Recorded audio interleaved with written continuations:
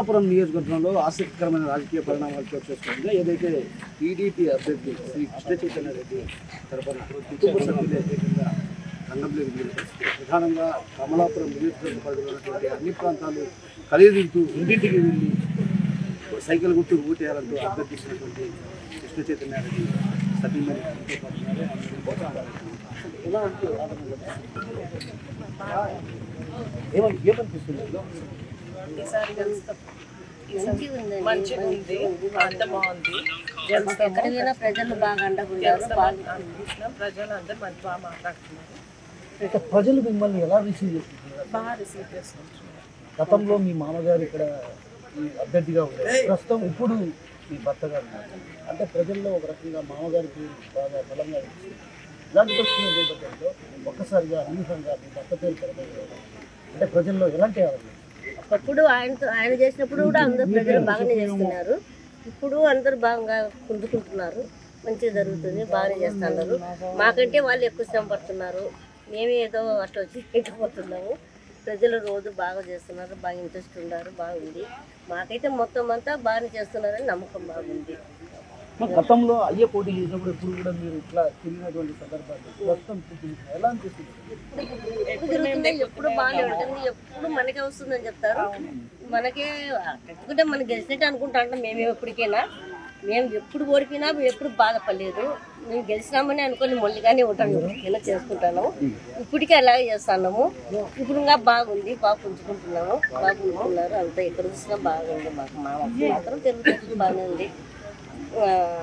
ప్రజలు బాగా చేస్తున్నారు, బాగా కష్టపడుతున్నారు.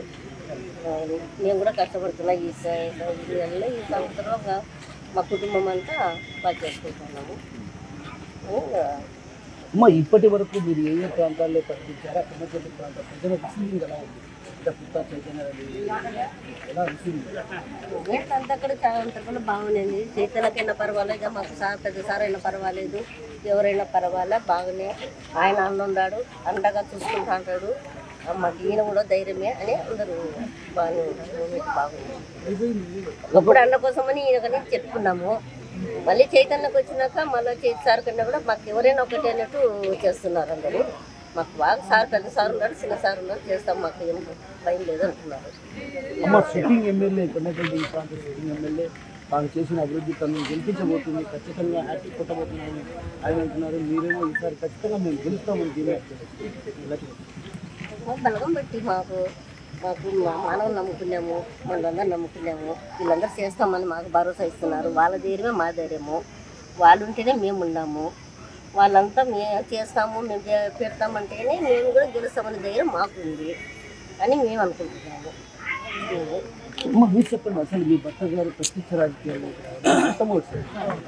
ఎలా ఉండబోతుంది అసలు పరిస్థితి?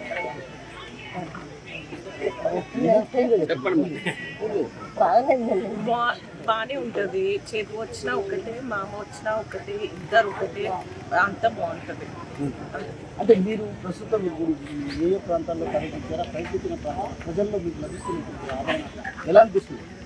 ఎలా అనిపిస్తుంది అంటే ఇప్పుడు మామయ్యకి కొంచెం ఉంది, చేతి వచ్చినా కూడా ఓకే అంటున్నారు. సో ఇద్దరికి సమానంగా ఉంది. అంటే ఒక రకంగా తండ్రి ఇంత గట్టినడు కదా, కాబట్టి ఖచ్చితంగా ఆయన కానీ ఈయన కానీ ఎవరైనా ఒకటే. నేనేమంటున్నానంటే ఇప్పుడు మీరు తిరిగారు కదా, ఈ ప్రాంతాల్లో తిరిగారు, ఈ ప్రాంతాల్లో తిరిగినప్పుడు అక్కడ ఉన్నటువంటి వాళ్ళు మీతో పంచుకున్నటువంటి అభిమానాలు ఎలా ఉండవు? బాగానే ఉన్నారు, అందరూ పాజిటివ్ గానే చెప్తున్నారు. మీరే గెలుస్తారు అంటున్నారు, పాజిటివ్ గానే ఎవరైనా ఓకే అంటున్నారు, అందరూ ఓకే అంటున్నారు. ఈసారి ఖచ్చితంగా నేనే గెలుస్తాను. ఆయనేమో హ్యాపీ పెడుతున్నారు, లేదు ఈసారి మేమే గెలుస్తాం. ఎందుకు అంత ధీమా? జనాలని అనుకుంటున్నాము. ప్రజలంతా జనాలలో మా పేరు ఖచ్చితంగా గెలుస్తాం. గతంలో కూడా ఇదే విధంగా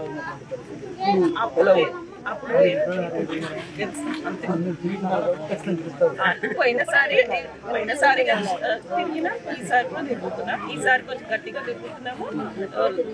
జనాలలో పేరుంది, గెలుస్తాం. అంటే మీ గెలుపుకు అనుకూలించే అంశాలు ఏమున్నాయి? అది ప్రజల్లో ఉన్నది, ప్రజల మనసులో ఉంది. వాళ్ళ దాంట్లో ఉంది కాబట్టి వాళ్ళని ప్రజల మనసులో ఉంది, ప్రజల మనసులో ఉంది. చేసినాము, మా మామ చాలా చేసిండు. సో ప్రజల మనసులో ఉంది, కష్టపడినాడు. మేము ఎప్పటికీ మేము మా శాశక్తులో మేము చేస్తాము.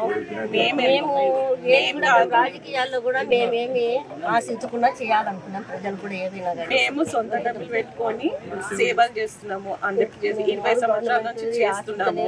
మా మామ చాలా కష్టపడిండు. సో అది ఉంది ప్రజలలో. మీ మామ ఇప్పటికే ఏదైతే ఎర్ర చెరువు కాలువ నుంచి కూడా కడపకు నీరు అందించాలనుకుంటే లక్ష్యంతో పనిచేశారు. అదేవిధంగా టీడీపీ హయాంలో ఏదైతే కమలాపురం రైల్వే బర్నింగ్ సమస్యలు రైల్వే బ్రిడ్జి సమస్యలు కూడా దానికి నిధులు కూడా మంజూరు చేశారు. మరోవైపు ఈ ప్రాంతాన్ని ఆయనేమో ఎమ్మెల్యే కోనసీమ చేస్తానన్నారు. ఆ కోనసీమ మీకు కనిపిస్తుందా? ఏం లేదు, ఏమీ లేదు, ఏమీ లేదు, అన్ని అబద్ధాలే. మీ మామగారు రైల్వే వంతెన కోసం కృషి చేశారు కదా, అది ఇప్పటికి ఏమైనా అతిగతి ఉందా? ఏమీ లేదు. అప్పుడు శాంక్షన్ అయింది, శాంక్షన్ అయింది. అదే దాని ప్రసక్తే లేదు. టీడీపీ గవర్నమెంట్ లో ఏదైతే రైల్వే వంతెన నిర్మాణాన్ని నోచుకునే పరిస్థితి, గతంలో వంతెన నిర్మాణం కోసం కూడా నిధులు మంజూరు చేశారు.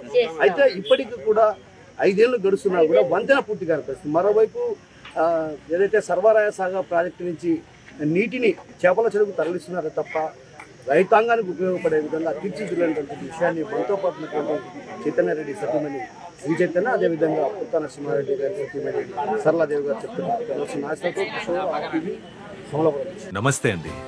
ఇది వ్యాపారం గురించి కాదు, ఓటు గురించి. ఎన్నికల్లో ఓటు వేయడం మన హక్కు మాత్రమే కాదు, కర్తవ్యం. ఎంతో మంది మహా నేతలు శ్రమించి ప్రాణత్యాగం చేసి ఈ అవకాశాన్ని మనకిప్పించారు. అందరూ ఓటు వేద్దాం. ఎందుకంటే ఓటు హక్కు ఊరికే రాదు. నా ఓటు ఎవరికో తెలుసా? అది సీక్రెట్ అండి.